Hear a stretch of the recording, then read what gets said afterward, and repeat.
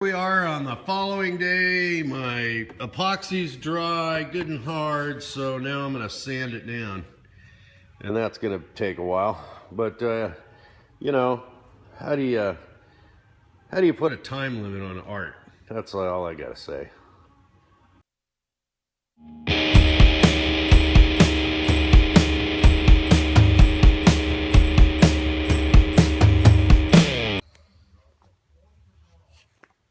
Well, that procedure's done. I got the backside sanded.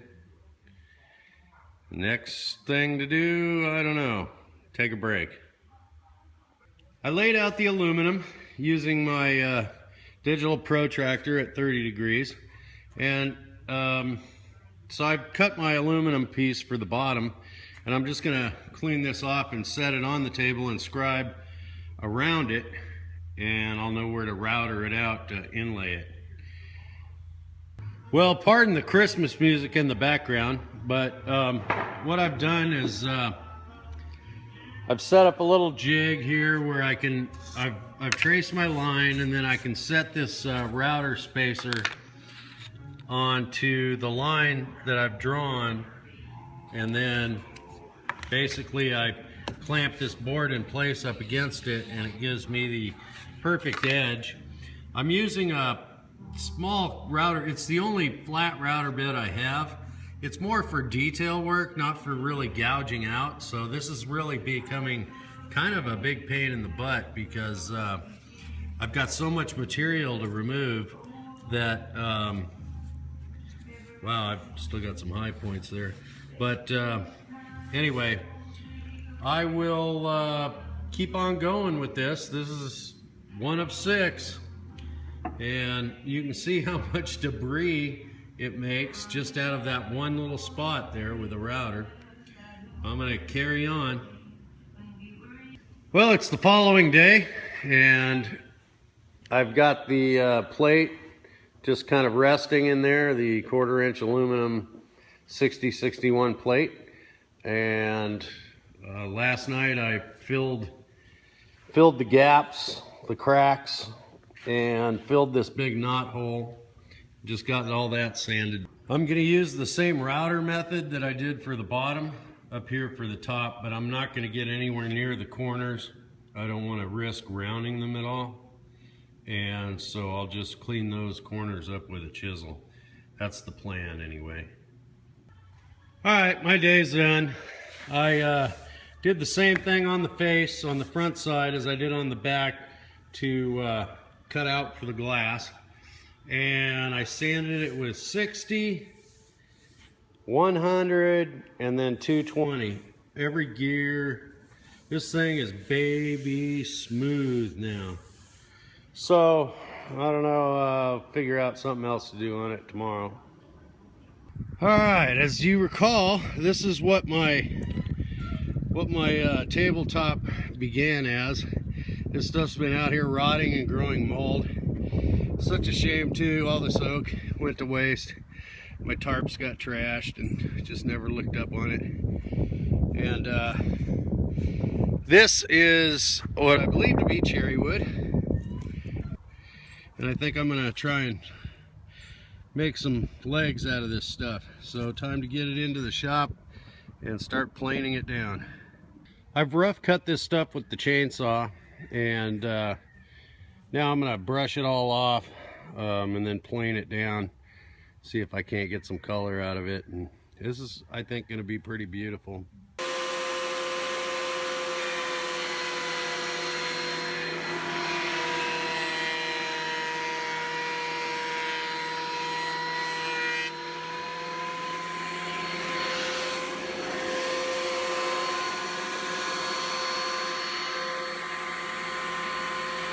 Well, several things have happened since I've last updated.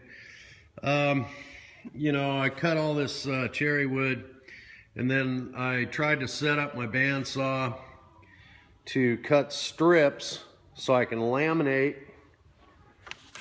all of these pieces together. And the problem I'm having is inconsistent widths and just fight to get it right. So I've ordered a new Freud saw blade for ripping, and I'm going to try and rip them on the table saw. So I'm holding off waiting for that to happen. I've broken out my old shaper I bought off Craigslist when I was in Afghanistan. I had a friend of mine pick it up. I saw it online. And it's kind of brutal, but I think I'm going to be able to turn all these into perfect squares using it. Really, I've just kind of broken them down into smaller sizes and cleaned it up a little bit with the planer.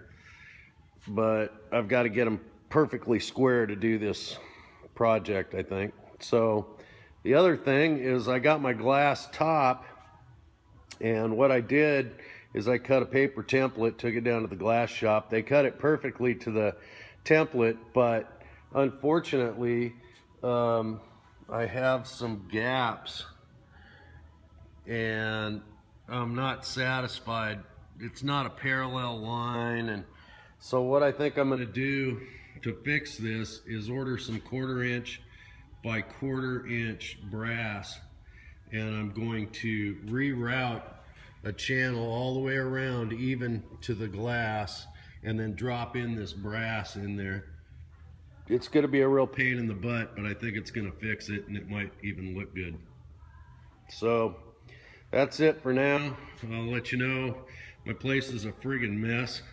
Everything's dusted out, but I'll keep you posted. Stay tuned. I just put in new shaper blades, and the way that I did it is pretty normal, I guess. I used the old blades and some new ones when I first started. I have these super powerful magnets. They're 70-pound lift. I got one stuck to the table. I almost couldn't get it off. So I just place this over that and get the blade to be parallel to the bottom of each one of these sharp straight edges, level to the deck, and oh shoot, there I go, I'm talking about it. Shit. God. Man. So anyway, all right, enough of this. Time to reset this thing and try again. I got all the boards squared up on 2 sides. Now I'm going to run it through the planer, and then the last pass is going to be with my new blade for the table saw when that comes. And I got tired of chasing cords around here, so I bought a power outlet that's got individual switches on it. And so now I can turn on my vacuum right from here. And I've tested it running the vacuum and the planer at the same time. It has no problem doing it. So, all right, carrying on. Well, thanks to my Lieutenant Ants and my fellow Sergeant Rob, they got me a gift card. Each of them got me gift cards, and Nettie, of course, Ants' wife, to Home Depot for my birthday. So I bought a sheet of MDF, and I've cut it up. And I've cut it, and I'm gonna get ready to glue it up and laminate it all together to make my form for the lamination for the legs. And that's the shape. I'm going for a Victorian shape, I guess.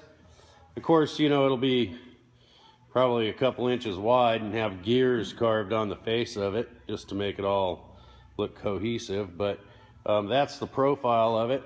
I think it kind of works. I hope they don't look too tiny. But I think really nice and wide, they'll look bigger.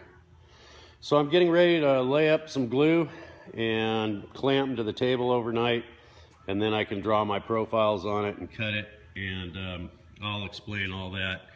I got my planer all set up yesterday, got it all rigged, put new blades in it, ripped all these, ran them through my other planer, and they're perfectly square, perfectly sized the same, so it doesn't matter which way I cut them, which way I rip them. And I should have my ripping blade tomorrow.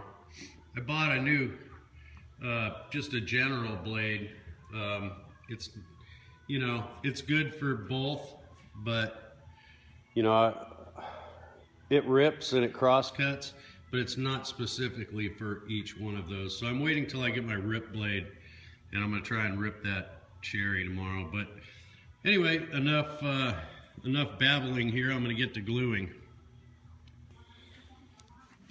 I just poured some glue down the center of this, and I've got a little mini roller here, and I'm just spreading the glue out. I've already done the first 3. So actually, I'm about done, but I'll get it clamped and show you what it looks like. Well, it's the following day. I'm unclamping my stack. I'm gonna cut my form. I got my new rip blade. I got my little glue dispenser thing so I can do the strips up. We get this thing cut and move on to something else after I get one of these laid up. I've been hard at work with my rip saw blade, and so I've cut all of these down to 1/8 inch, and I'll use 2 stacks on each leg.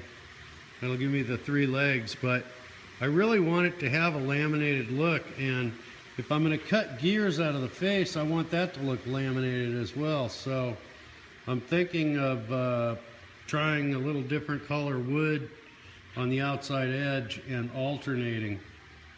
And that way I'll get that real nice ply look, you know. But I'm still debating that. All right, I've ripped a couple pieces of, I think it's oak or poplar. I think it's oak.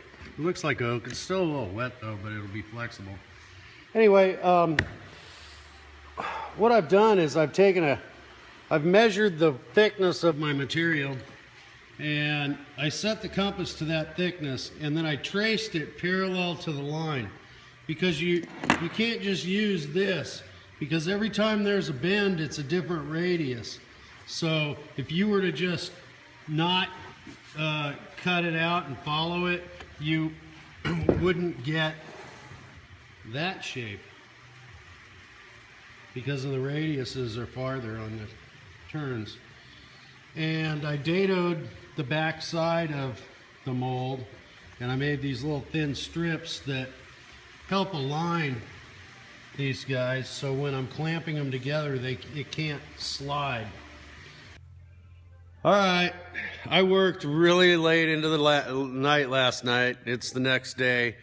What an epic fail this mold and this whole process was for me.